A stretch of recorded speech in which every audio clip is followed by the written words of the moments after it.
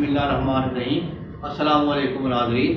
मोहतरम नाज़रीन, आज मैं खून की खराबी के बारे में बात कर रहा हूँ। ये एक ऐसा टुटका पेश कर रहा हूँ कि आप हैरान रह जाएंगे कि खून में खारिश हो, जिस्म में खून में फसाद आ जाए, खून में गर्मी आ जाए, खून में कुछ फासद मादे पैदा हो जाएँ, तो आप ऐसा करें, ये जो टाली होती है ना, शीशम जिसे कहते हैं टाली, तो इसके 2 तोले पत्ते ले लें।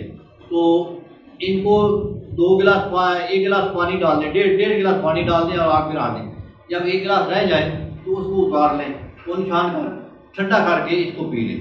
तो ये चंद दिन करने से आपका खून साफ हो जाएगा, खारिश खत्म हो जाएगी, दिल की कई बीमारियां खत्म हो जाती हैं इससे।